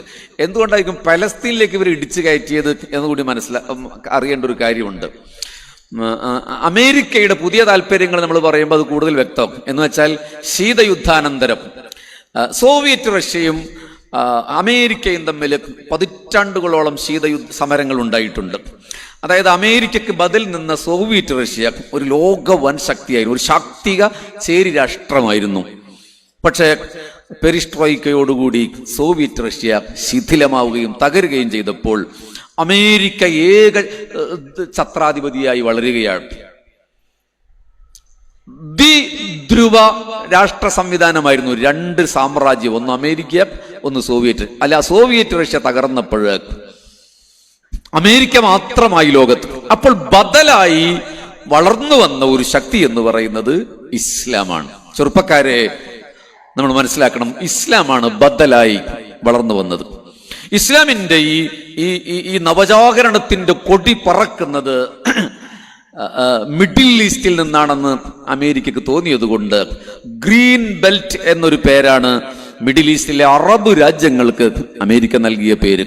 ലോകത്തെ ഏറ്റവും തെമ്മാടിയായ മതപരമായും ആശയപരമായും രാഷ്ട്രീയമായും ഇസ്ലാമിനെ നഖശികാന്തം എതിർക്കുന്ന ഒരു രാജ്യമായ അമേരിക്ക, സോവിയറ്റ് റഷ്യയുടെ ഭാഗത്ത് ഇസ്ലാം ഒരു നവജാഗരണത്തിന്റെ കൊടി പറത്തി വരുമെന്ന് തിരിച്ചറിഞ്ഞപ്പോഴാണ് ഇസ്ലാമിനെ ആത്യന്തികമായി നശിപ്പിക്കാൻ അതിന്റെ എല്ലാ അടയാളങ്ങളെയും, വഹാബികൾ ചെയ്തത് അങ്ങനെയാണല്ലോ അല്ലെ, ഇസ്ലാമിന്റെ പ്രാക്തനമായ പാരമ്പര്യങ്ങളുടെ അടയാളങ്ങളെ തകർത്തുകൊണ്ടാണ് ചരിത്രത്തിലെ ഏറ്റവും ക്രൂരനായ ഇബ്നു അബ്ദുൽ വഹാബ് സിംബൽസുകളെയാണ് തകർത്തത്. മദീനയിലെ, മക്കയിലെ ഒക്കെ തകർത്ത് കളഞ്ഞു. പാരമ്പര്യത്തെ തകർക്കുക എന്നുള്ളത് ഒരു പ്രസ്ഥാനത്തെ, ഒരു ആദർശത്തെ അതിനെ തകർക്കാൻ അതിന്റെ ബേസിക് റൂൾ ആൻഡ് റെഗുലേഷനെ തകർത്ത് കളഞ്ഞാൽ മതി. ഇത് നമ്മൾ എപ്പോഴും എല്ലാ കാലത്തും മനസ്സിലാക്കേണ്ടതാണ്. ഏതു പ്രസ്ഥാനം, അത് പൊളിറ്റിക്കൽ പാർട്ടി ആകട്ടെ, ഒരു സ്പിരിച്വൽ മൂവ്മെന്റ് ആകട്ടെ, ഏത് മൂവ്മെന്റിനെയും തകർക്കാൻ അതിന്റെ ആളുകളെ കൊന്നിട്ടൊന്നും കാര്യമില്ല. അതിന്റെ ബേസിക് സ്ട്രക്ചർ എന്ന് പറയുന്നതിനെ തകർക്കണം. ഫോർ എക്സാമ്പിൾ, സമസ്ത തകർക്കാൻ ഇപ്പോൾ വലിയ പണിയൊന്നുമില്ല, അതിന്റെ നേതാക്കന്മാരെ കുറ്റം പറയണമെന്നൊന്നുമില്ല. അതിന്റെ പ്രവർത്തകരുടെ ബേസിക് റൂൾ ആൻഡ് റെഗുലേഷൻ തകർത്ത് കളഞ്ഞാൽ മതി. നമ്മുടെ ആദർശം അഹ്ലുസുന്നത്തി വൽ ജമാഅയാണ്. അതിനെ തകർത്ത് കളഞ്ഞാൽ പിന്നെ സ്വയമേ ഒരു നൂറ്റാണ്ടിനടുക്കുന്നതിന് മുമ്പ് തന്നെ ഒരു പ്രസ്ഥാനം തകർന്നു പോകും. ഒരു നൂറ്റാണ്ടൊന്നും, ഞാൻ അതിലേക്ക് വരാം, ഒരു നൂറ്റാണ്ടൊന്നും സാമൂഹിക നിരീക്ഷണം അനുസരിച്ച് ഒരു പ്രസ്ഥാനത്തിന് അതിജീവിക്കാൻ കഴിയില്ല. അങ്ങനെ അതിജീവിക്കണമെങ്കിൽ എല്ലാ ഭൗതിക പ്രസ്ഥാനങ്ങളും തീരുമാനിക്കുന്ന ഒരു കാര്യം അതിന്റെ അടിസ്ഥാന നിയമങ്ങളെ മാറ്റിപ്പണിയുക എന്നുള്ളതാണ്. 100 നൂറ്റാണ്ടിന്റെ പ്രകാശപൂർണമായ യാത്രയിൽ ഒരിക്കൽ പോലും അതിന്റെ ഭരണഘടനയെ, അതിന്റെ റൂൾസ് ആൻഡ് റെഗുലേഷൻസിനെ, മാറ്റിപ്പണിതിട്ടില്ല. പ്രായോഗിക രൂപങ്ങളിൽ ചില മാറ്റം വരുത്തിയിട്ടുണ്ടാകാം അതിൻ്റെ സമീപനങ്ങളിൽ. ഫോർ എക്സാമ്പിൾ, നമ്മൾ മദ്രസ പഠനം ഒരുപക്ഷെ അത് ഓൺലൈൻ വിദ്യാഭ്യാസമായിട്ടൊക്കെ ഇങ്ങനെ പരിവർത്തിക്കപ്പെടുന്നുണ്ട്. പക്ഷെ അടിസ്ഥാനപരമായ അതിൻ്റെ റൂള് തകർത്തിട്ടില്ല. തിരിച്ചു പോകാം നമുക്ക്. അപ്പൊ അമേരിക്ക മനസ്സിലാക്കിയത് സിംബൽസുകളെ തകർക്കുക എന്നുള്ളതാണ്. ആ സിംബൽസിൽ പെട്ട ഒന്നാണ് പലസ്തീൻ. പലസ്തീൻ കേവലം ഒരു രാജ്യമല്ല. പലസ്തീൻ പ്രശ്നം കേവലം മുസ്ലിങ്ങളുടെ പ്രശ്നമല്ല എന്നുള്ളത് നമ്മൾ രണ്ടാമത് പറയാൻ പോകുന്നുണ്ട്. അതെല്ലാവരും ഏറ്റെടുക്കേണ്ട ഒന്നാണ്. അപ്പൊ പ്രിയപ്പെട്ടവരെ, ഈ ബാൽഫർ പ്രഖ്യാപനത്തോടു കൂടിയാണ് പലസ്തീനിന്റെ ചരിത്രത്തിന്റെ ദുരന്തം ആരംഭിക്കുന്നത്. 1936 മുതൽ 1939 വരെ ബ്രിട്ടനെതിരെ പലസ്തീനിൽ ജനത സ്വതന്ത്ര അറബ് രാഷ്ട്രം എന്ന ആവശ്യത്തിന്റെ പോരാട്ടം നടത്തിയിട്ടുണ്ട്. 1936 മുതൽ 1939 വരെ ബ്രിട്ടനെതിരെ ഞങ്ങൾക്ക് സ്വതന്ത്ര പലസ്തീൻ വേണം, ഇസ്രയേലിനെ കുടിയിരുത്തി ഭാഗിച്ച പലസ്തീനല്ല, സ്വതന്ത്ര അറബ് രാജ്യം വേണമെന്ന് പറഞ്ഞ് വലിയ പോരാട്ടം നടത്തിയിട്ടുണ്ട്. 1947 UN പൊതുസഭയിൽ പലസ്തീന്റെ ആവശ്യം പരിഗണിക്കുന്നതിന് പകരം അറബികൾ ജൂതന്മാർ എന്നിങ്ങനെ 2 വിഭാഗമാക്കി പകുത്ത് നൽകുകയാണ്. ഗസ അറബികൾക്ക് നൽകി, ഇസ്രയേലിന് ചില പ്രദേശങ്ങൾ നൽകി. നോക്കൂ എത്രമേൽ ക്രൂരമായ ഒരു അധിനിവേശത്തിന്റെ അഡ്മിനിസ്ട്രേഷനാണ് അവിടെ ഉപയോഗപ്പെടുത്തിയത്. അഭിവന്ദരായ സമസ്തയുടെ കേന്ദ്ര മുശവറ അബ്ദുറഹ്മാൻ ഫൈസി ഉസ്താദ് വേദിയിലേക്ക് വരുന്നു. അള്ളാഹു ദീർഘായുസ്സ് നൽകട്ടെ.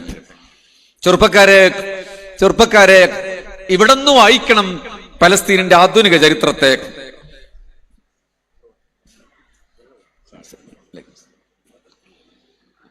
1947 UN സഭയിൽ ഈ വിഷയം വന്നു. അറബി മക്കൾക്ക് അത് മണ്ണിന്റെ മക്കൾ വാദമായിരുന്നില്ല. പ്രാക്തനമായ ഞങ്ങളുടെ ചരിത്രത്തിന്റെ അവകാശമുള്ള മണ്ണ് ഞങ്ങൾക്ക് വേണമെന്ന ആ അവകാശത്തെ അംഗീകരിക്കാതിരിക്കുക മാത്രമല്ല ചെയ്തത്. പകരം അറബികളെന്നും ജൂതന്മാരെന്നും പറഞ്ഞ് 2 വിഭാഗമാക്കി പകുത്ത് നൽകി. ഗസ അറബികൾക്ക് നൽകി. എന്തൊരു ദുരന്തമാണ്, എന്തൊരു അനീതിയാണ് ഒരു ജനതയോട് കാണിച്ചത്. നമ്മളൊരു ഉദാഹരണം പറയാം. പാകിസ്ഥാനിലേക്ക് ഇന്നലെ പാകിസ്ഥാൻ തോറ്റു, ഇന്ത്യ ക്രിക്കറ്റ് ടീം ജയിച്ചൊരു ആഹ്ലാദത്തിലാണല്ലോ. അതുമായി ബന്ധപ്പെട്ടവർ, സ്പോർട്സുമായി ബന്ധപ്പെട്ടവർ, ഇന്ത്യൻ ജനത എന്ന നിലക്കും നമുക്ക് സന്തോഷിക്കാം പൊതുവായി. പക്ഷെ നിങ്ങൾ ആലോചിച്ച് നോക്കൂ, പലസ്തീനും അഫ്ഗാനിസ്ഥാനും ബംഗ്ലാദേശും ശ്രീലങ്കയും ഉൾക്കൊള്ളുന്ന ഒരു അവിഭക്ത രാജ്യം ഇവിടെ ഉണ്ടായിരുന്നല്ലോ, വിശാലമായ ഇന്ത്യ.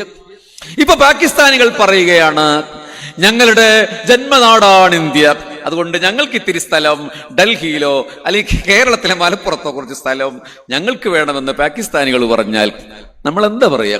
നിങ്ങൾ ഇങ്ങോട്ട് വന്നോളൂ, കുറച്ച് സ്ഥലം നിങ്ങൾക്ക് തരാ, കുറച്ച് ഞങ്ങൾ എടുക്കാന്ന് ഇന്ത്യയിൽ ആരെങ്കിലും അങ്ങനെ പറയും? അങ്ങനെ പറഞ്ഞാൽ ഈ രാജ്യത്തിന്റെ സ്ട്രക്ചർ തകരില്ലേ? അതുകൊണ്ടല്ല അഖണ്ഡ രാജ്യം എന്ന് നമ്മൾ പറയുന്നത്. അഖണ്ഡത തകർന്നു പോകില്ലേ? മതേതരത്വമൊക്കെ അവിടെ നിൽക്കട്ടെ, ഈ രാജ്യത്തിന്റെ അഖണ്ഡ ഭാരതം എന്നുള്ളത് തകർന്നു പോകില്ലേ? അപ്പൊ ഒരു രാജ്യത്തിന്റെ പരമാധികാരമാണ് ഇവിടെ ആര് താമസിക്കണം, ഇവിടുത്തെ സിറ്റിസൺസ് ആരായിരിക്കണം എന്നത്. നോക്കൂ, ഇവിടെ അഭയാർത്ഥികളായി വന്ന് താമസിക്കുന്നവർക്ക് ഇപ്പോഴും ഇന്ത്യൻ പൗരത്വം നൽകിയിട്ടില്ലല്ലോ, നൽകാൻ പാടില്ലല്ലോ ശരിക്കും. അവിടെയാണ് UN എന്ന് പറയുന്ന ലോകത്തെ ഭരിക്കുന്ന ഞങ്ങളാണ് ഇതിന്റെ ഒക്കെ ആളുകൾ എന്ന് പറയുന്നവർ സ്വതന്ത്ര പരമാധികാര പാരമ്പര്യ രാജ്യത്ത് 1947 UN എന്ന് പറയുന്ന ഒരു ലോക രാഷ്ട്രങ്ങളുടെ പൊതുസഭയിൽ പ്രഖ്യാപിക്കുന്നത് ഒരു ഭാഗം ജൂതന്മാർക്ക്, ഒരു ഭാഗം പലസ്തീനികൾക്ക്, മുസ്ലിങ്ങൾക്ക്. ഈ ബാൽഫർ കരാർ പ്രഖ്യാപനം തകർക്കാതെ ഈ രാജ്യത്ത് ഇനി ഒരു സമാധാനം ഉണ്ടാകുമെന്ന വിദൂരമായ പ്രത്യാശ പോലും വേണ്ട. എന്തുകൊണ്ട്? ആരാണ് പലസ്തീനെ സഹായിക്കാനുള്ളത്? ഖത്തറിൽ ഒരു ബോംബ് വന്നു വീണപ്പോൾ അറബ് രാജാക്കന്മാരൊക്കെ അറബ് ഉച്ചകോടി കൂടി പ്രസ്താവന ഇറക്കി. കാരണം എന്താ? അവിടെ സുഹൃത്ത് രാജ്യമാണ് ഖത്തർ. നമ്മുടെ കുറെ ആൾക്കാർ ഖത്തറിലുണ്ടാവും, മുസ്ലിങ്ങളൊക്കെ നമ്മുടെ രാജ്യത്തെ കുറെ ആൾക്കാർ ഖത്തറിലുണ്ട്. അതുകൊണ്ട് ഞാൻ രാജ്യത്തെ കുറ്റപ്പെടുത്തുകയല്ല. അമേരിക്കയുടെ പട്ടാളത്താവളമുള്ള അറബ് രാജ്യമാണ് ഖത്തർ. തങ്ങളുടെ സഖ്യരാജ്യമായ മുസ്ലിം രാജ്യമായ ഖത്തറിൽ പരസ്യമായി ബോംബിട്ടിട്ട് മധ്യസ്ഥന്മാർ മീറ്റിംഗ് നടത്തുമ്പോൾ അവരെ കൊല്ലാൻ വേണ്ടി ബോംബിട്ടിട്ട് അമേരിക്ക ചെറുവിരൽ അനക്കിയില്ല ഇസ്രയേലിനെതിരെ. ഈ അറബ് രാജ്യങ്ങളൊക്കെ കൂടിയിട്ട് ജോർദാൻ നദിയുടെ തീരത്ത് വന്ന് മൂത്രമൊഴിച്ചാൽ ഒലിച്ചു പോകാനുള്ളതേ ഉള്ളൂ ഇസ്രയേൽ. നിങ്ങളെപ്പോലെ ഞാനും പലസ്തീൻ സന്ദർശിച്ചയാളാണ്, ഇസ്രയേലിൽ പോയയാളാണ്. മൂത്രം ഒലിച്ചാൽ ഒലിച്ചു പോകുന്ന ഒരു രാജ്യത്തിനെതിരെ അറബ് ഉച്ചകോടി നടത്തി പ്രസ്താവന ഇറക്കുന്നതിന് പകരം സാമ്പത്തിക സൈനിക സഹായം നൽകിയിട്ടുണ്ടോ? കിൻഡൽ കണക്കിന് ഭക്ഷണം നൽകിയിട്ടുണ്ട്. നിങ്ങൾ ജീവിച്ചോളൂ എന്നിട്ട് വീണ്ടും മരിച്ചോളൂ എന്നല്ലേ ആ പ്രസ്താവന? ഭക്ഷണം കൊടുത്തിട്ടുണ്ട് അറബ് രാജ്യങ്ങൾ, ഞാനത് നിഷേധിക്കുന്നില്ല. എന്തുകൊണ്ട് അറബ് രാജ്യത്തിന് പട്ടാളത്തെ അയക്കാൻ? ഒരുപക്ഷെ ആധുനിക രാഷ്ട്ര സംവിധാനം അനുസരിച്ച് അതിന് പരിമിതികൾ ഉണ്ടാകാം. അമേരിക്കയുടെ ഏകഛത്രാധിപത്യത്തിന് കീഴിൽ അങ്ങനെ ചെയ്താൽ അമേരിക്കയുടെ ദേഷ്യം ഞങ്ങൾക്ക് നേരെ വരുമോ എന്ന് പേടിക്കുന്ന അറബ് രാജാക്കന്മാർ സൗദി അറേബ്യയെ കൂടുതൽ കൂടുതൽ സെക്യുലറിസത്തിലേക്ക് നടത്തുന്ന ആധുനിക സൗദി അറേബ്യയുടെ ഭരണാധികാരി ഇറക്കം അൽ മദീനത്തുൽ മുനവ്വറ എന്ന പരിശുദ്ധ റസൂൽ സല്ലല്ലാഹു അലൈഹി വസല്ലമയുടെ ആത്മനഗരി ഒരു സ്പിരിച്വൽ ടൂറിസ്റ്റ് സ്പേസ് ആകാൻ പോവുകയാണ്. അവിടെ ഇപ്പോൾ മുസ്ലിങ്ങൾക്ക് പ്രവേശന വിരോധമൊന്നുമില്ല, അത് മക്കയെ മാത്രം ബാധിക്കുന്ന മസലപരമായ ഒരു കാര്യം. അവിടെ ഉസ്താദുമാരുണ്ട്. മദീനെ ഹറമിൽ അങ്ങനെ ഒരു നിരോധനം ഇല്ലെന്ന് കേൾക്കുന്നു. പക്ഷേ ഇനി അത് പരസ്യമായി പെണ്ണുങ്ങൾ മസ്ജിദുൻ നബവിയുടെ മുന്നിലൂടെ അർദ്ധനഗ്നകളായി വീഡിയോ പകർക്കുന്ന കാലം 20 കൊല്ലത്തിനുള്ളിൽ ആ ദുരന്തം കൂടി ഇസ്ലാമിക ലോകം കാണേണ്ടി വരും. അങ്ങനെ തങ്ങളുടെ പാരമ്പര്യത്തെ മറന്ന് അമേരിക്കയോട് ഇഞ്ചോടിഞ്ച് പിന്തുടരുന്ന ഈ അറബ് രാജ്യങ്ങളാണ് ഇവിടെ ഉള്ളത്. അവിടെ എങ്ങനെയാണ് പലസ്തീൻ എന്ന് പറയുന്ന പരിമിതമായ വിഭവങ്ങളുള്ള, പരിമിതമായ സൈനിക സാമ്പത്തിക ശക്തിയുള്ള ഒരു വിഭാഗം ഒറ്റപ്പെട്ട് ഉജ്ജ്വലമായ ഈ ചെറുത്തുനിൽപ്പ് നടത്തിക്കൊണ്ടിരിക്കുന്നത് എന്ന് ആവേശത്തോടെ ഓർക്കേണ്ടതുണ്ട്. കാലം 1948 വരികയാണ്. 1948 ഇസ്രയേലിന്റെ അന്നത്തെ പ്രസിഡന്റ് ഡേവിഡ് ബെൻ ഇസ്രയേൽ രാഷ്ട്രമായി ഔദ്യോഗികമായ പ്രഖ്യാപനം നടത്തി. മനസ്സിലാകുന്ന ലളിത മനോഹരമായ ഒരു ഉദാഹരണം പറഞ്ഞാൽ, എന്റെ വീട്ടിലേക്ക് ഒരു ആൾ കടന്നു വന്നിട്ട് പറഞ്ഞു, നിങ്ങളുടെ പറമ്പിന്റെ ഒരു മൂലയില് ഞങ്ങൾക്കൊരു കുടിൽ കെട്ടാൻ അനുവാദം തരണം, ഞങ്ങൾക്ക് എവിടെയും താമസിക്കാനില്ല. അപ്പൊ നമ്മള് വീടിന്റെ പറമ്പിന്റെ ഓരോ ഏക്കറയിൽ ഒരു ഓരത്തൊരു കുടിൽ കെട്ടിക്കൊടുത്തു. കുറച്ച് കഴിഞ്ഞിട്ട് പഞ്ചായത്ത് പ്രസിഡന്റ് വന്ന് പറയാണ്, അല്ല നിങ്ങളത് പകുത്തു നൽകണം, 50 സെന്റ് നിങ്ങൾക്കും 50 സെന്റ് അവർക്കും. അതിനും പോരാട്ടങ്ങൾ നടത്തിയെങ്കിലും നിസ്സഹായ ഒരു ജനതക്ക് അതിജീവിക്കാനായില്ല.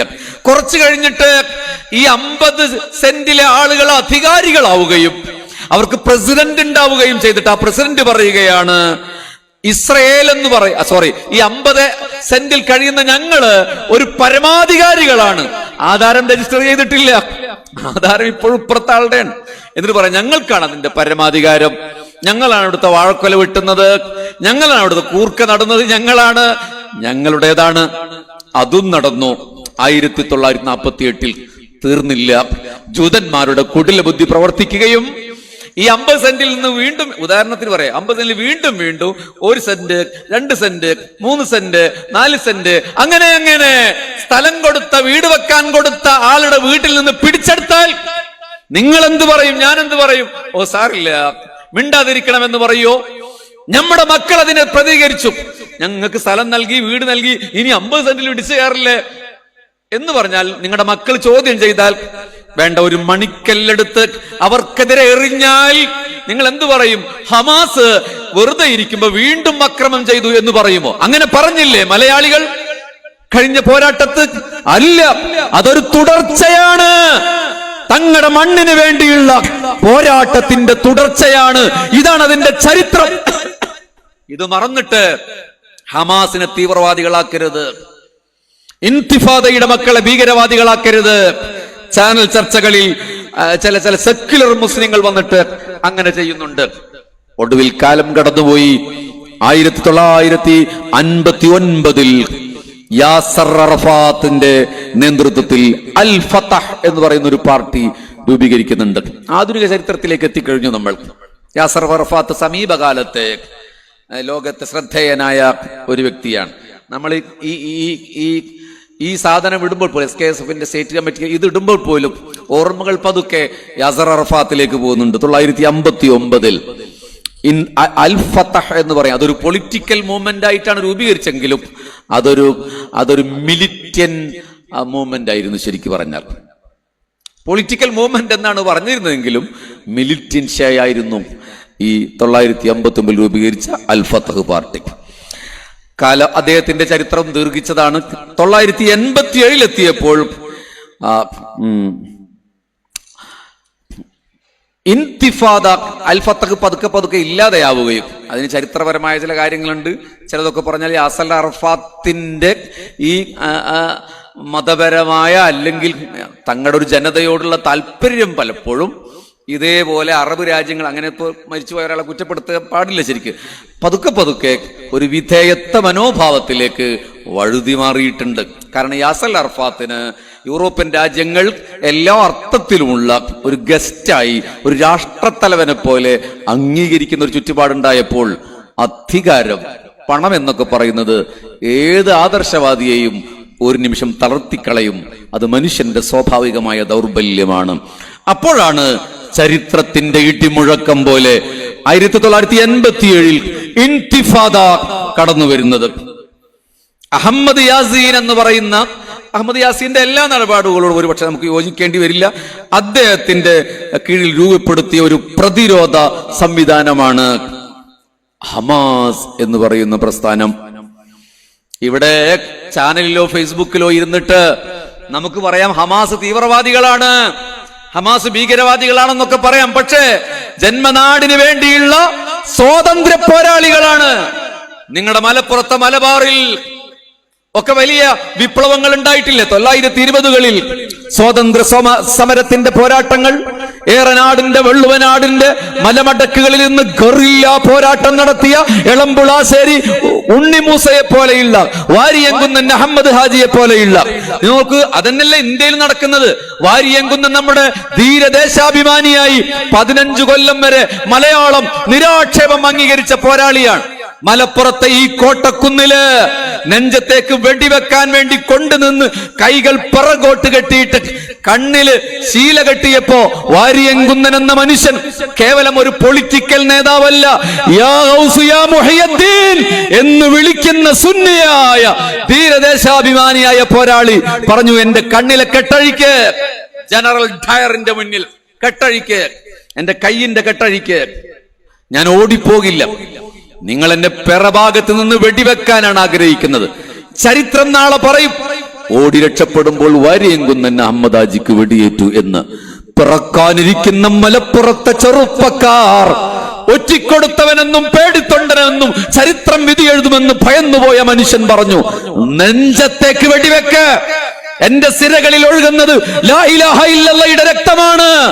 എന്റെ പ്രായോഗിക രാഷ്ട്രീയം എന്ന് പറയുന്നത് ഇന്ത്യയുടെയാണ്, ഇന്ത്യയുടെ സ്വാതന്ത്ര്യ പോരാട്ടമാണ്. മനുഷ്യനെ പ്രലോഭിപ്പിക്കുകയാണ്. നേരത്തെ ഞാൻ പറഞ്ഞതുപോലെ പ്രലോഭിപ്പിച്ചു. അഹമ്മദ് ഹാജി, നിങ്ങൾക്ക് മക്കത്തേക്ക് പോവാം, മക്കയിൽ പോയി അവിടെ ഉംറയൊക്കെ ചെയ്തിട്ട് അവിടെ ശിഷ്ടകാലം ജീവിച്ചോളും. ഏതു മനുഷ്യനെയും കീഴടക്കുന്ന ഒരു ഇൻഫ്ലുവൻസ് ആണത് മക്ക, മദീന. അല്ലാഹു നമുക്ക് അവിടെ പോകാൻ തൗഫീഖ് നൽകട്ടെ. ഏതു മനുഷ്യനെയും അത് ഭരിക്കും, കീഴടക്കും, അല്ലേ? ഇതൊരു ഫ്രീ ചാൻസ് കിട്ടിയതാ. ഒരു ഉംറക്ക് ഫ്രീ കൊണ്ടാകാന്ന് ഞാൻ പ്രഖ്യാപിച്ചതിൽ എല്ലാവരും തല കൈ പൊന്തിക്കൂലേ? SKSF സംസ്ഥാന കമ്മിറ്റി നിങ്ങൾ ഉംറക്ക് ഹജ്ജിന് കൊണ്ടുപോകുന്നു പറഞ്ഞാൽ എല്ലാവരും കൈ പൊന്തിക്കും. അള്ളാഹു അങ്ങനെ SKSF കൊണ്ടുപോകുന്ന ഒരവസ്ഥയിലേക്ക് കൊണ്ടുപോകട്ടെ. ഹമീദ് അലി തങ്ങൾക്ക് ഓപ്പിക്കുക, അള്ളാഹു തൗഫീഖ് നൽകട്ടെ. നന്നായി ആമീൻ പറഞ്ഞോളൂ, ചിലപ്പോ കൊണ്ടായാലോ. അതുപോലെയുള്ളൊരു വാക്കാണ് പറഞ്ഞ് മക്കയിലേക്ക് കൊണ്ടുപോകാന്ന്. ആ മനുഷ്യൻ അവിടെ കീഴടങ്ങാതെ പറയുന്നൊരു വാക്ക്, മക്കയിലേക്ക് പോകണോ പോണ്ടെന്ന് ഞാൻ തീരുമാനിക്കും, നിന്റെ ഓശാരത്തിന് ഞാൻ പോകില്ല. അടുത്ത പ്രലോഭനം, നിങ്ങൾക്ക് ഈ നാടിന്റെ ഭരണാധികാരിയാക്കാം. ഇപ്പോഴത്തെ ഒരു ചീഫ് മിനിസ്റ്ററുടെ ഒക്കെ റോള് വരുന്ന മലബാർ പ്രദേശത്തിന്റെ അധികാരിയാക്കാന്ന് പറഞ്ഞാൽ ഇപ്പോഴത്തെ മുഖ്യമന്ത്രിയുടെ പോസ്റ്റാണത്. അദ്ദേഹം പറഞ്ഞു, ഇവിടെ ആര് ഭരിക്കണമെന്ന് ഞങ്ങൾ തീരുമാനിക്കും, അത് ബ്രിട്ടീഷുകാർ തീരുമാനിക്കണ്ട. അടുത്ത ഓഫർ പണമാണ്. ആരും വീണുപോകുന്ന ഓഫർ. അങ്ങനെയാണല്ലോ നമ്മൾ വീണുപോകും. അപ്പോ അദ്ദേഹത്തോട് പറഞ്ഞു, മാസം മാസം നിങ്ങൾക്ക് ഇനാം നൽകാം, ഒരു പണിയും ചെയ്യാതെ വീട്ടിലിരുന്നോളൂ. സിംഹഗർജനമാണ്. നിങ്ങളുടെ മലപ്പുറത്ത് ആൺകുട്ടി പ്രതികരിച്ചു, ഇല്ല, ഞാൻ ഈ രാജ്യത്തിന് വേണ്ടി മരിക്കേണ്ടി വന്നാൽ പോലും നിങ്ങളുടെ പണമോ ഓഫറോ അധികാരമോ എനിക്ക് വേണ്ടി വന്നില്ല. ജനറൽ ഓർഡർ ഇട്ടു. നെഞ്ചത്തേക്ക് വെടിയേറ്റ് വീണു ധീരദേശാഭിമാനിയായ മനുഷ്യൻ. എന്തിനാ അതോട് പറഞ്ഞെന്നറിയോ? ഇപ്പൊ 15 കൊല്ലത്തിന്റെ ഉള്ളിൽ എന്താണ് നമ്മൾ കേട്ടുകൊണ്ടിരിക്കുന്നത്? തീവ്രവാദിയാണ് വാരിയംകുന്നൻ അഹമ്മദ് ഹാജി എന്നല്ലേ കേൾക്കുന്നത്? അത് ആ കാലഘട്ടത്തിന്റെ ഒരു കോൺടെക്സ്റ്റ് മറന്നിട്ടല്ലേ സംസാരിക്കുന്നത്? ആ കാലഘട്ടത്തിന്റെ നിലപാടായിരുന്നു അത്. ആ നിലപാടിന് നമ്മളെങ്ങനെ കുറ്റം പറയാം? ഗാന്ധിജി വിദേശ വസ്ത്രങ്ങൾ ഉപേക്ഷിച്ചു, റൈറ്റ്? അതാ കാലഘട്ടത്തിന്റെ നിലപാടായിരുന്നു. ഇപ്പൊ എന്നിട്ട് എല്ലാവരും ഫോറിൻ വസ്ത്രങ്ങൾ ഉപയോഗിക്കുന്നില്ലേ? ഒരു പരിധിവരെ ഇംഗ്ലീഷ് ഭാഷ പഠിക്കരുത് എന്ന് സമസ്ത പറഞ്ഞു എന്നൊക്കെ പുത്തൻവാദികളായ ആളുകൾ ഇടക്കിടക്ക് നമുക്കിട്ട് താങ്ങാറുണ്ട്. ഇവിടെ ചരിത്ര പണ്ഡിതനായ അലി അസ്ഗർ ഉസ്താദൊക്കെ ഇരിക്കുന്നുണ്ട്.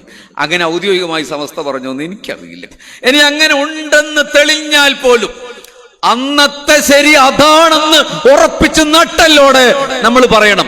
അന്ന് ബ്രിട്ടീഷുകാർ സാംസ്കാരികമായി മതപരമായി തന്നെയാണ് ഇന്ത്യയെ ആധിപത്യത്തിലേക്ക് കൊണ്ടുവരികയും ഇവിടുത്തെ രാജ്യത്തെ ഹിന്ദുക്കളെയും മുസ്ലിങ്ങളെയും തകർത്ത് ക്രൈസ്തവാധിപത്യത്തിന് വേണ്ടി ശ്രമിക്കുകയും ചെയ്തപ്പോൾ ആ കാലഘട്ടത്തിലെ പണ്ഡിതന്മാർ ഇംഗ്ലീഷ് ഭാഷക്കെതിരെ സംസാരിച്ചിട്ടുണ്ടെങ്കിൽ അത് അന്നത്തെ കോൺടെക്സ്റ്റിൽ റിയാലിറ്റിയാണ്, അന്നത്തെ ശരിയാണ്.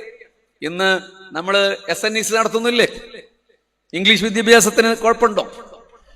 നമ്മള് time to revive education not delay എന്ന് പറയുന്ന ട്രെൻഡിന്റെ ആൾക്കാരല്ലേ? അപ്പൊ ഓരോ കാലഘട്ടത്തിന്റെയും ശരി പിൽക്കാലത്ത് വരുന്നവർ നിഷേധിച്ചു കളയരുത്. അവരെ അപരിഷ്കൃതരെന്നും യാഥാസ്ഥികരെന്നും ലോകം തിരിയാത്ത പണ്ഡിതന്മാരെന്നും സമസ്ത കേരള ജംഇയ്യത്തുൽ ഉലമയുടെ നേതാക്കന്മാരെ കുറ്റപ്പെടുത്തുന്ന പുത്തൻവാദികൾക്ക് കൂടി ഇതൊരു ഓർമ്മയിരിക്കട്ടെ. വാരിയംകുന്നൻ അഹമ്മദ് ഹാജിയെ ടെററിസ്റ്റ് എന്നാണ് ഉത്തരവാദിത്തപ്പെട്ട കേന്ദ്രം ഭരിക്കുന്ന BJPയുടെ സംസ്ഥാന പ്രസിഡന്റ് പോലും പ്രതികരിച്ചത്. അതേപോലെ ഹമാസിനെ ഞാൻ ഈ പറഞ്ഞ അതിന്റെ കൃത്യമായ ചരിത്രം അറിയാത്തവർ പറയുന്നത് അവർ തീവ്രവാദികൾ എന്നാണ്. അപ്പോൾ തീവ്രവാദികൾക്കെതിരെ നിങ്ങൾ എന്തിനാണ് സപ്പോർട്ട് ചെയ്യുന്നത്? എന്തിനാണ് SKSSF അതിന് അങ്ങനെ ഒരു പ്രാർത്ഥനാ സംഗമം നടത്തുന്നത്? എന്തിനാണ് മറ്റുള്ളവർ ഐക്യദാർഢ്യ റാലികൾ നടത്തുന്നത്? അത് തീവ്രവാദമല്ലേ എന്ന് അത് ഇതേ കോണ്ടക്സിൽ നിങ്ങൾ മനസ്സിലാക്കണം. ഹമാസ് അങ്ങനെ തീവ്രവാദികളല്ല. അല്ലെങ്കിൽ എന്താണ് തീവ്രവാദത്തിന്റെ, ടെററിസത്തിന്റെ what is the definition of terrorism? കൃത്യമായ ഒരു വ്യാഖ്യാനം ആരും ഇതുവരെ പറഞ്ഞു കേട്ടിട്ടില്ല, അല്ലേ? അപ്പൊ നോക്കൂ, അങ്ങനെ 987 ഇൻതിഫാദ അഹമ്മദ് യാസീനിന്റെ കീഴിൽ വന്നു. അഹമ്മദ് യാസീൻ പിന്നീട് കൊല്ലപ്പെടുകയാണ് ഉണ്ടായത്, ഷഹീദാവുകയാണ് ഉണ്ടായത്. കൃത്യമായി ഇസ്രയേൽ അദ്ദേഹത്തെ കൊലപ്പെടുത്തുകയാണ് ചെയ്തത്. കാലം 1993 വന്നു. അന്നാണ് ഓസ്ലോ കരാർ ഇസ്രയേൽ പിൻവാങ്ങിയ പ്രദേശത്ത് ചില ചർച്ചകളൊക്കെ നടന്നിയപ്പോൾ ഓസ്ലോ കരാറിന്റെ ഭാഗമായി ഇസ്രയേൽ ഈ 50 സെന്റിൽ നിന്ന്, മനസ്സിലാകാൻ വേണ്ടി പറഞ്ഞാണ് ഉദാഹരണം, ഇനി പലസ്തീൻ 50 സെന്റാന്ന് കട്ട് ചെയ്തിട്ട് നാളെ ട്രോളുണ്ട, അല്ല നിങ്ങൾ ട്രോളൊന്നുമല്ല, ട്രോളാൻ വേണ്ടി കാത്തിരിക്കുന്നവരോട് പറഞ്ഞ ഞാൻ നിങ്ങൾക്ക് മനസ്സിലാകുന്ന ഒരു ഉദാഹരണം പറഞ്ഞാണ്. 100 സെന്റിൽ 50 ആക്കി. അപ്പൊ 60 സെന്റ് പിടിച്ചു കൊടുത്തവർ 10 സെന്റിൽ നിന്ന് പതുക്കെ പിൻവാങ്ങി. ഓസ്ലോ കരാർ അങ്ങനെ ഇസ്രയേൽ പിൻവാങ്ങിയ പ്രദേശത്ത് പലസ്തീനികൾക്ക് അധികാരമുണ്ടായി.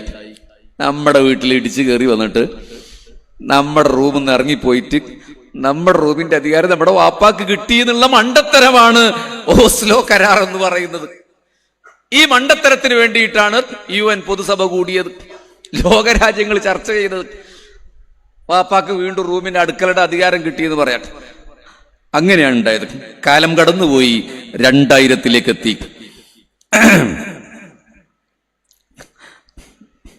അങ്ങനെയാണ് രണ്ടാം ഇൻതിഫാദ വീണ്ടും സമാരംഭം കുറിക്കുന്നത്. ഒന്നാം ഇൻതിഫാദ 1959 തുടങ്ങിയിരുന്നു.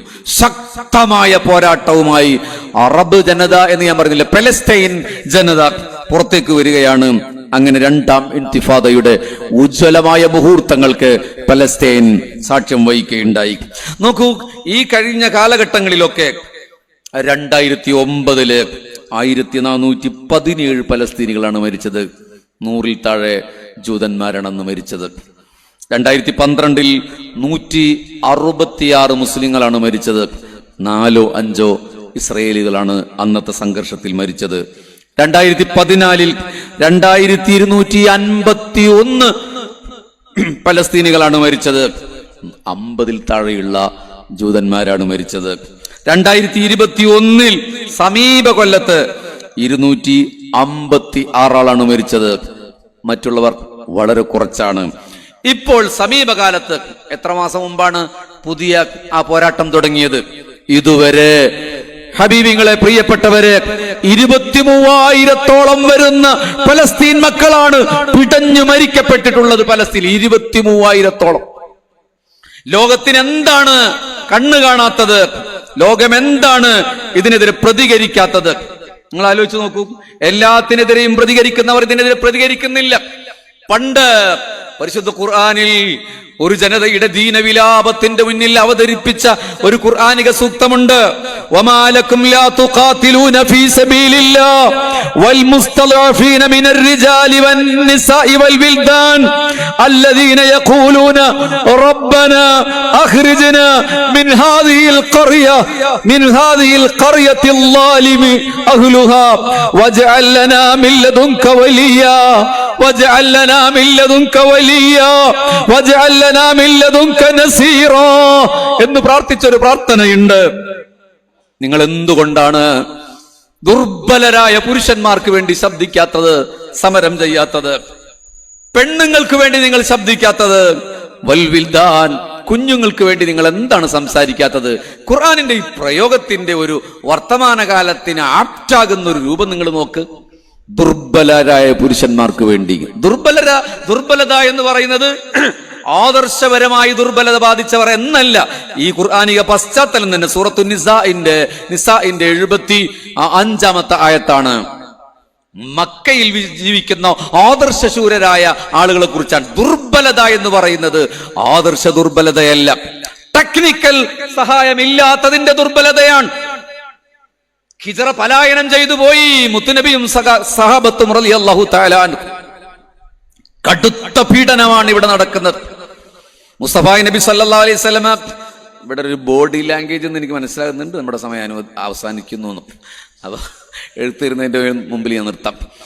ഖബ്ബാബ് റളിയല്ലാഹു അൻഹു ആ മനുഷ്യനെ വലിച്ചു കൊണ്ടുപോയി തീയിങ്ങനെ നിരത്തിയിട്ടിട്ട് കനൽ കട്ടകൾക്കടയിലൂടെ വലിച്ചു കൊണ്ടുപോയി നഗ്നമേനി പൊള്ളിയടർന്നു. ഈ പൊള്ളിയടർന്ന ശരീരവുമായി ആദരവായ നബി മുഹമ്മദ് മുസ്തഫ സല്ലല്ലാഹു അലൈഹി വസല്ലമയുടെ മുന്നിൽ വന്ന് ചോദിക്കുന്നുണ്ട്, മത്താ നസ്റുല്ലാഹ്, എപ്പോഴാണ് സഹായം നബിയെ? സഹിക്കാൻ പറ്റണില്ലല്ലോ. അവിടെ ആദരവായ നബി പറയുന്ന ഒരു ആശ്വാസത്തിന്റെ വാക്കാണ്. സയ്യിദുനാ ബിലാൽ ഇബ്നു റബാഹ് റളിയല്ലാഹു അൻഹുവിനെ നിങ്ങൾ കേൾക്കാത്തൊരു ചരിത്രം കൂടി ഒരുപക്ഷെ കേട്ടതാവും. കഴുത്തിൽ കയറിട്ടിട്ടുണ്ട്. നമ്മുടെ നാട്ടിൽ ആരുടെ കഴുത്തിലെ കയറിട്ടിട്ട് ഉക്കാല ചന്തയിലൂടെ നഗ്നനായി ഇങ്ങനെ വലിച്ചു. ഒരു മനുഷ്യനെ അടിമച്ചന്തയിലെ ഒട്ടകച്ചാണകത്തിലൂടെ, ഒട്ടകം മൂത്രിച്ച ചന്തയിലൂടെ ഇങ്ങനെ വലിച്ചു നടന്നു. ശരീരത്തിലും മുഖത്തും ഒക്കെ ചാണകവും മൂത്രവുമായി ഒട്ടകത്തിന്റെ കാലുകൾക്കിടയിലൂടെ വലിച്ചു, കഴുത്തിൽ ചെങ്ങലയിട്ടിട്ട്. അനസ് റളിയല്ലാഹു അൻഹു പറയുന്നുണ്ട്, മരുഭൂമിയിൽ മക്കയിലെ ചില കല്ലുകളിൽ അതിലിങ്ങനെ കോറി, ശരീരം കോറി ബിലാലിന്റെ തോലി ഞാൻ കണ്ടു എന്ന് അനസ് റളിയല്ലാഹു അൻഹു രേഖപ്പെടുത്തുന്നുണ്ട്. അങ്ങനെയുള്ള ഒരു ചരിത്ര പശ്ചാത്തലത്തിലാണ് ഈ ചോദ്യം.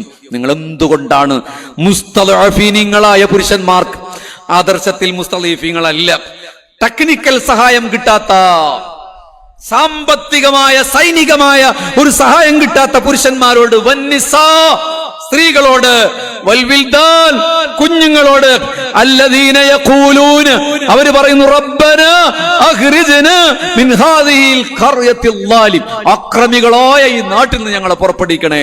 അവിടെ ഒരു തിരുത്തുണ്ട്. തിരുത്ത് എന്ന് പറഞ്ഞുകൊണ്ട് നിങ്ങൾ പേടിക്കണ്ട.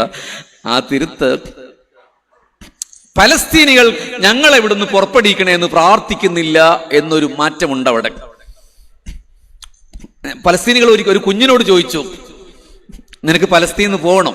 മിഠായി കൊടുത്തിട്ട് കുഞ്ഞിനോട് ചോദിക്കുക, ഒരു പത്രപ്രവർത്തകൻ, പലസ്തീനിൽ പോകണം, ഇവിടെ എന്നും ബോംബാണ്, ഇവിടെ ക്രിക്കറ്റ് കളിയില്ല, ഇവിടെ ഫുട്ബോൾ കളിയില്ല, ഇവിടെ എന്റർടൈൻമെന്റ് ഇല്ല.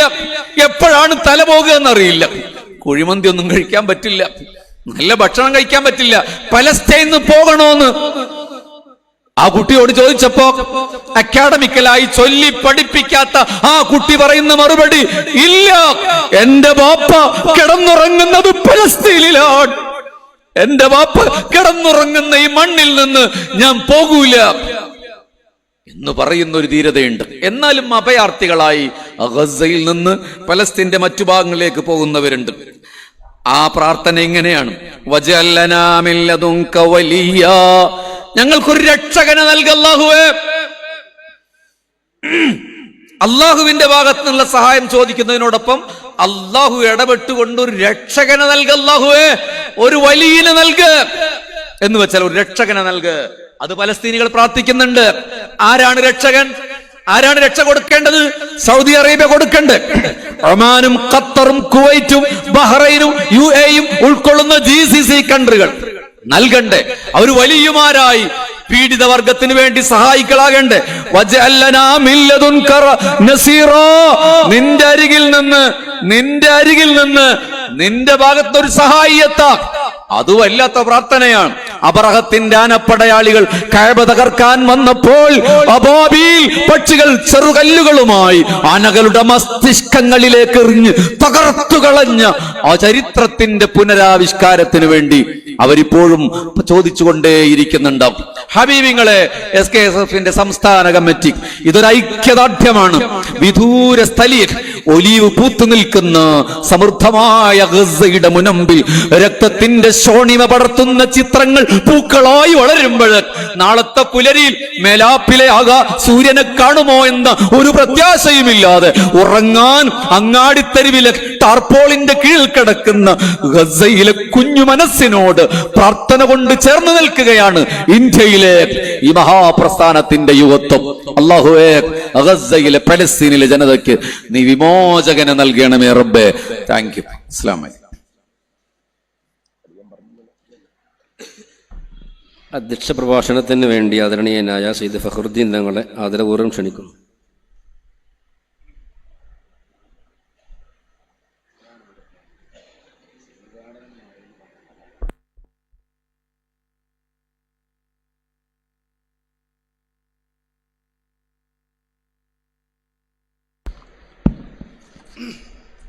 അസ്സലാമു അലൈക്കും വറഹ്മത്തുള്ളാഹി വബറകാതുഹു.